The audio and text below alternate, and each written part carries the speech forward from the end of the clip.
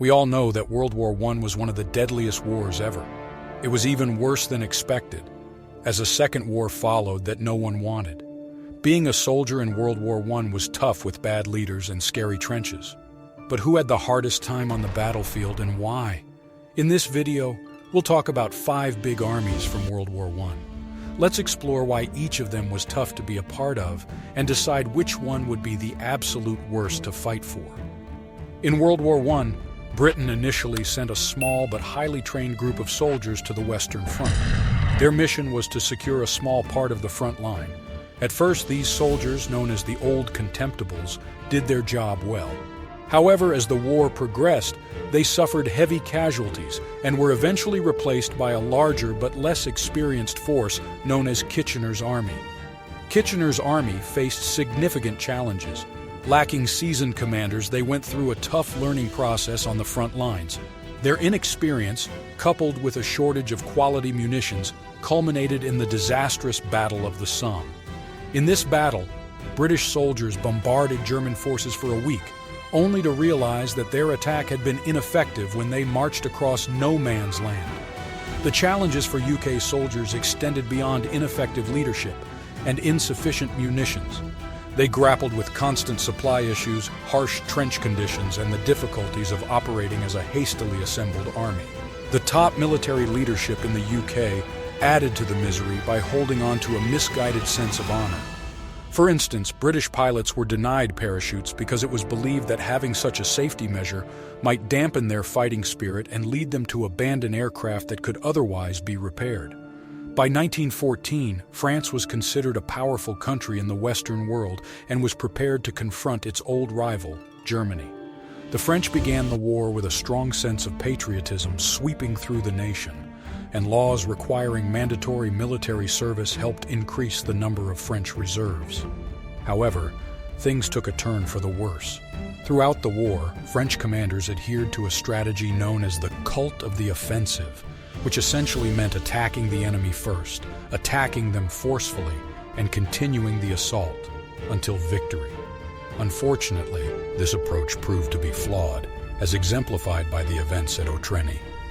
During the battle at Otreni, 2 cavalry regiments, the 9th Lancers and the 4th Dragoon Guards, charged across an open field, only to face a barrage of German machine guns, rifles, and artillery on the other side.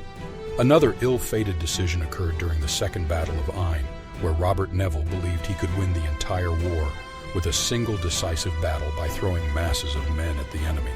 Instead, Neville's actions led to the deaths of thousands of French soldiers, marking a critical turning point. Morale plummeted, and riots, protests, and mutinies erupted on both the Western Front and at home. To quell the unrest, French leaders resorted to extreme measures. They arrested hundreds of French soldiers for mutiny and executed dozens as a warning. Shockingly, France earned the grim distinction of having the highest number of executions of its own soldiers during the war, 918 men, surpassing the figures for Germany and other World War I participant countries. Official reports suggested that the French army was entrenched in outdated thinking, clinging to the cult of the offensive mentality, and burdened by leaders who were too willing to sacrifice their men as cannon fodder. During World War I, Russia proudly claimed the title of having the largest army, boasting a staggering 5 million troops at the war's outset. The expectation was that such numerical superiority would ensure victories, especially on the Eastern Front. However, reality took a different turn. Paradoxically, the vast size of the Russian army turned out to be a significant weakness. The challenge stemmed from overestimating both the military capacity and the efficiency of the railway supply system. Despite the impressive numbers, the Russian army encountered difficulties deploying its forces effectively. The Tsar's ability to assemble a massive army became inconsequential when faced with the functional hurdles in organizing and supplying it. The burden of providing for an enormous number of soldiers highlighted a major issue, a severe scarcity of essential resources. For the soldiers themselves, going into battle often meant doing so without adequate gear. Picture yourself as one of these troops, heading to war without proper boots, a rifle, or a gas mask. The dire situation, forced soldiers to scavenge for necessities from fallen enemies or comrades. The challenges didn't end there. The shortage of medical personnel aggravated an already dire situation. With just one surgeon for every 10,000 men, the chances of receiving medical attention if injured or ill were extremely slim. Put yourself in the boots of an unprepared and untrained Russian soldier, hungry, disillusioned, and engaged in what seemed like a futile conflict. Add to this mix a series of poorly executed military maneuvers, ineffective commanders, and substantial losses, such as those suffered at the Battle of Tannenberg, where over 30,000 Russian troops perished. This paints a grim picture of what it might have been like to serve in the Tsar's army. As the German Empire geared up for World War I, it was still a relatively young nation, not even celebrating its 50th birthday.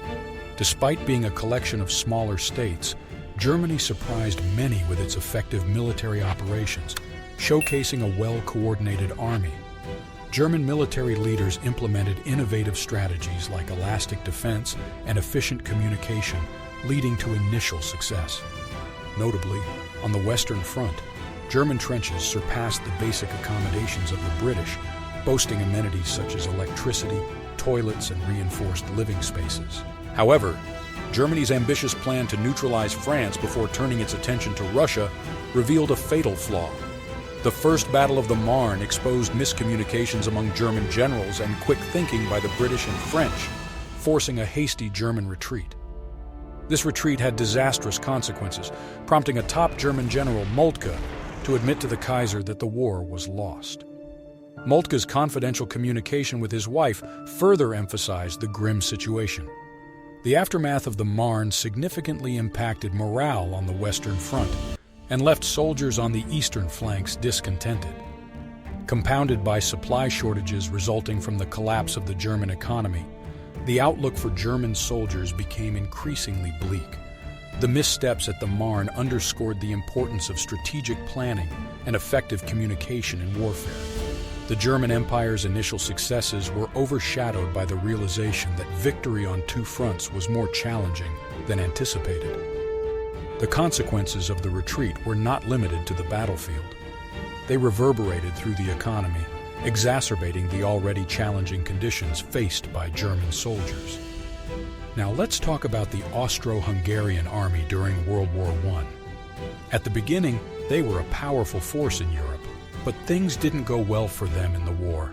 Right from the start, they faced big losses in battles. Originally, they only had to fight on one side, but as time went on, they ended up fighting against Russia, the UK, and Italy too. This made things really tough for them. Most armies find it hard to fight on three sides, especially if they are well trained and work together. Sadly, the Austro-Hungarian forces were not like that. They were a mix of different groups of people, each with their own language. This made it almost impossible for them to train well, fight effectively, and follow commands. Being in the Austro-Hungarian army was not easy. Imagine being accused of betrayal or cowardice, or blamed for losses just because of your ethnicity.